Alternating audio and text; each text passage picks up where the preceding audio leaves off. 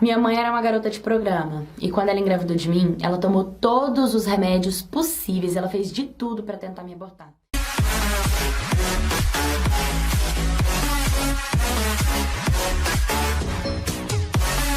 Minha mãe era uma garota de programa e quando ela engravidou de mim, ela tomou todos os remédios possíveis, ela fez de tudo pra tentar me abortar. E mesmo assim, eu vim. Pra ela, infelizmente.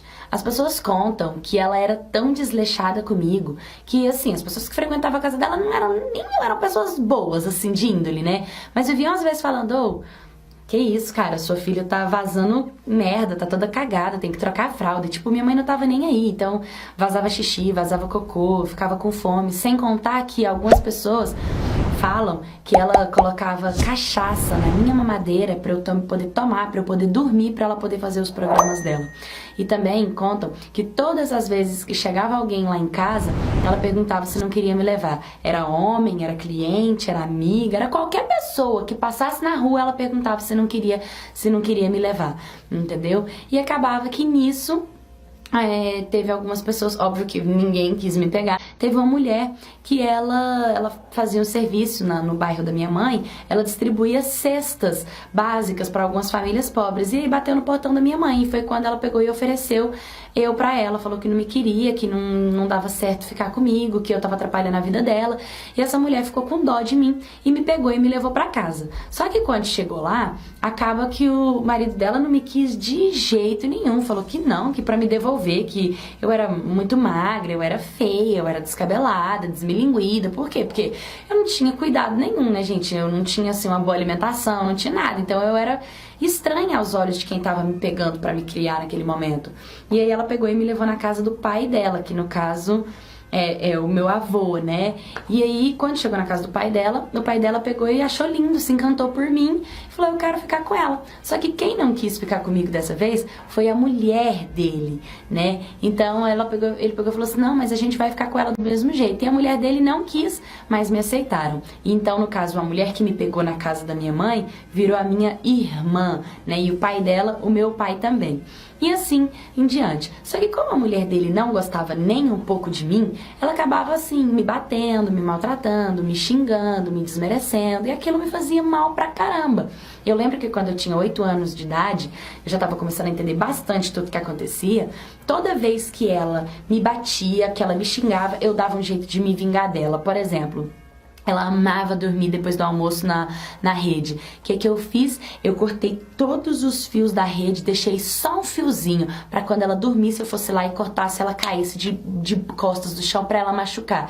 Dito e feito. Ela fez, caiu e eu levava uma surra. Mas toda vez que ela me dava uma surra, eu bolava alguma coisa depois pra poder me vingar dela. Tipo, ela fazia comida. Teve uma vez que ela chamou um monte de gente pra almoçar na nossa casa, fez aquele panelão de comida, eu peguei o saco do ela chamou um monte de gente pra almoçar na nossa casa, fez aquele panelão de comida, eu peguei o saco do sal e joguei na comida todinha dela, sabe? Todo mundo comeu, todo mundo achou horrível a comida dela, todo mundo começou a falar, Eco, nossa, que isso, tá forte, tá ruim, tinha muito sal, tava puro sal, né?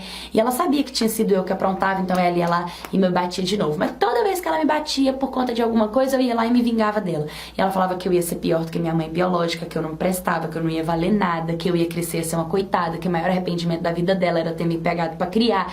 E tipo, eu só fazia essas coisas com ela porque ela me humilhava e me maltratava. E eu sabia que eu não tinha amor, que eu não tinha carinho, eu não tinha com quem conversar, e aquilo me magoava. Muitas das surras que ela me dava, o meu pai, ele via, ele brigava com ela, falava pra ela parar, pra ela pegar leve comigo. Mas assim, ela não deixava de fazer por conta dele. A palavra dela era a última, era a que bastava. Então, ele me defendia, mas assim, só falando, não faz isso, mas ela ia lá e fazia, não adiantava nada. Eu levava uma surra de qualquer jeito. Então, a defesa dele meio que não vale de nada. E eu cresci com aquela dor no meu coração, aquela falta de um amor, de alguém que amasse, que me cuidasse de verdade, que me quisesse perto. E além de eu sentir essa falta, eu ainda tinha que ouvir que ninguém me queria, entendeu? Até que do nada, eu não sei se já aconteceu isso com vocês, mas eu comecei a, tipo, ter uns amigos imaginários, porque eu não conseguia ter amizade com ninguém, eu não conseguia ser amiga de ninguém, e a gente morava no meio da roça. E como eu era muito sozinha, eu comecei a ter amigos imaginários. Eu começava a brincar com esses amigos, eu não sei de onde, eram vozes que eu ouvia e eu respondia essas vozes. E teve uma vez que, tipo, as brincadeiras que os meus amigos imaginários queriam brincar comigo era tipo, pega tesoura e picota seu cabelo, entendeu? Vai ser legal, vai ser divertido. E eu pegava tesoura e picotava meu cabelo. E minha avó falava que eu era louca, que eu tava revoltada, que tinha que me levar era no hospício. Mas, tipo, pra mim eram apenas brincadeiras, entendeu? E teve uma vez também que eles falaram pra eu pegar uma faca e pra cortar o meu pulso, que o sangue era legal, que o sangue era bonito. E, tipo, eu sei que é doidura eu tá contando isso pra vocês, mas eu passei por isso. E teve um dia que eu peguei uma faca e, tipo, a gente foi brincar de dar uma facada em mim mesmo e, tipo, eu brincar que tava morrendo. E eu fiz isso. Eu lembro que eu peguei uma faca e eu finquei a faca na minha barriga. E quando eu finquei ela, foi tão estranho, foi tão assim que eu fiquei tonta. E eu coloquei a minha mão assim na parede e eu passei mal. E eu pus a mão na cabeça e eu fiquei muito tonta. E quando eu olhei pro chão, a faca tava enfincada assim no chão, certinho, sabe? E naquele momento eu sentei assim. E quando eu sentei, tipo... outras vozes começaram a conversar comigo, eu tô arrepiando. Outras vozes começaram a conversar comigo, era tipo uma voz mais suave, falando pra mim assim, essa brincadeira não é legal. Você é uma menina valiosa, você é uma menina de ouro, você ainda vai conquistar muita coisa na sua vida. Eu tô aqui pra te proteger, você não vai mais brincar disso. E tipo, quando eu olhei pra minha barriga, eu não tava furada, eu não tava cortada, sendo que eu sei que eu levei uma faca. Eu me dei uma facada, tipo, será que não? E eu fiquei tão confuso, eu não sabia o que estava acontecendo comigo, era muito bagunçado aquilo na minha cabeça. E eu não podia conversar com alguém, desabafar com alguém, contar com alguém, porque eu não tinha ninguém, era só eu. E se eu falasse pra minha avó, era capaz dela me dar uma facada e me matar. Então, eu sofria muito, eu sofria demais, e eu só queria chorar, eu queria assim... eu queria um abraço. Acho que a única coisa que eu queria na minha infância era ter tido um abraço, entendeu? Alguém que me abraçasse. E eu não tinha isso. Então eu tive que ser forte, de qualquer jeito. E eu continuava sendo humilhada, maltratada, até que eu fiz os meus 14 anos de idade.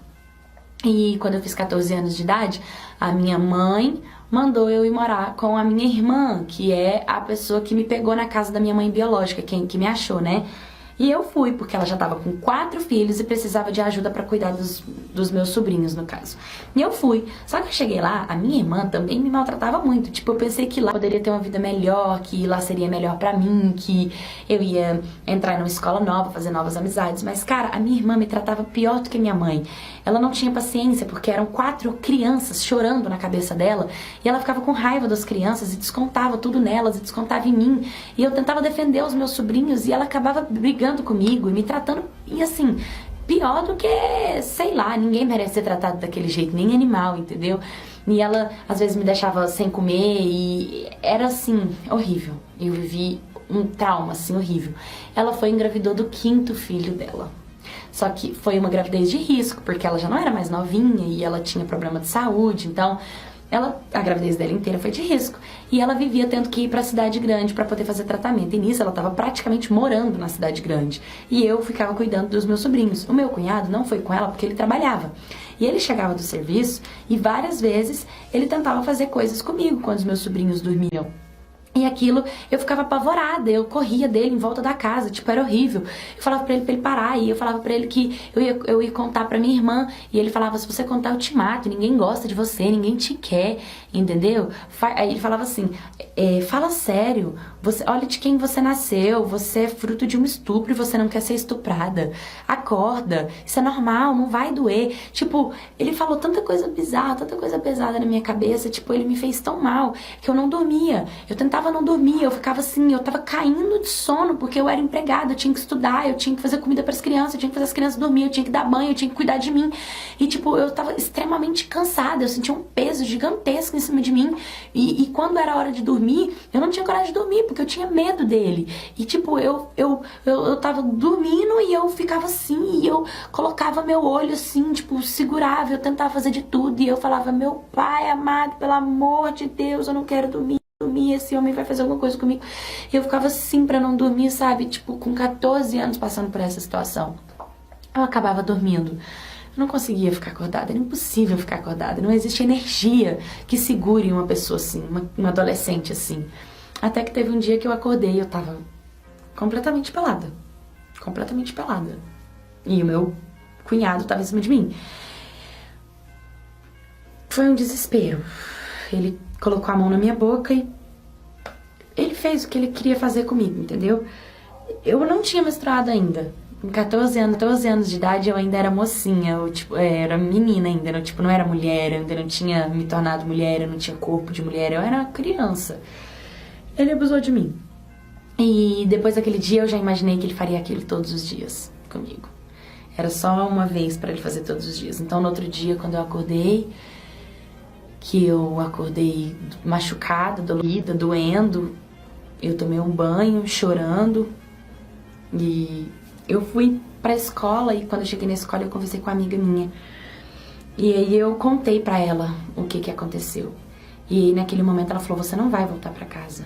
Só se for, que hora seu cunhado chega? Falei, ele chega de tarde, as crianças estão na creche, mas eu preciso de arrumar a casa, eu preciso de lavar as roupas, eu preciso de fazer um monte de coisa que tá bagunçada. Ela falou, não, você não vai. A gente vai na sua casa, vai pegar tudo que é seu e você vai vir pra minha casa. E você não vai falar pra ninguém. Você tá escutando? Pra ninguém. E, gente, eu não existia, assim, meio de comunicação, telefone, essas coisas. Então, ela foi comigo até minha casa.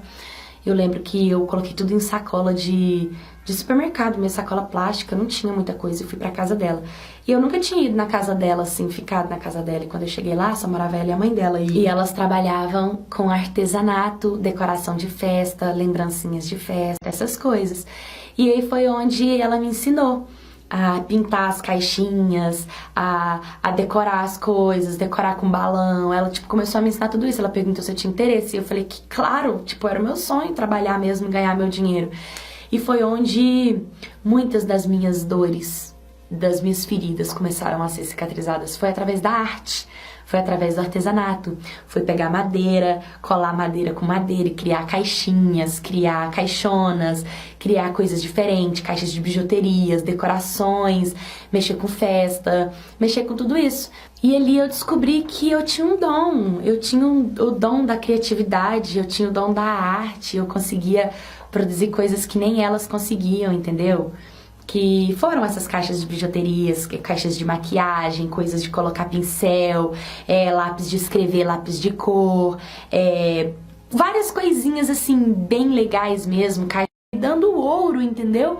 E aquilo me fazia muito bem, e elas me tratavam muito bem, e a gente começou a ganhar dinheiro com isso, e a gente fazia tudo do bom e do melhor, e começamos a receber várias encomendas, e começamos a encher, não tinha mais pro mês, o mês estava fechado de encomenda, só tinha pro próximo mês, e já estava fechando, e pro próximo mês fechando, e a nossa empresa começou a crescer, e a gente começou a comprar vários materiais, e eu comecei a criar várias coisas, e eu sabia que, querendo ou não, era minha mão que fazia um trabalho muito importante, então elas valorizavam muito isso em mim, e nunca me deixaram, nunca fizeram nada comigo, e até hoje a gente tem uma empresa extremamente de sucesso. A nossa empresa é uma das maiores do nosso estado, a gente faz encomenda o ano inteiro, a gente ganha muito bem, a gente tem uma casa, eu já moro sozinha, minha casa é mobiliada, eu tenho carro, eu tenho carteira, eu tenho tudo, eu tenho tudo mesmo, sabe? E pergunta se eu tive coragem de voltar atrás. Eu nunca mais tive coragem de ir atrás na casa da minha irmã,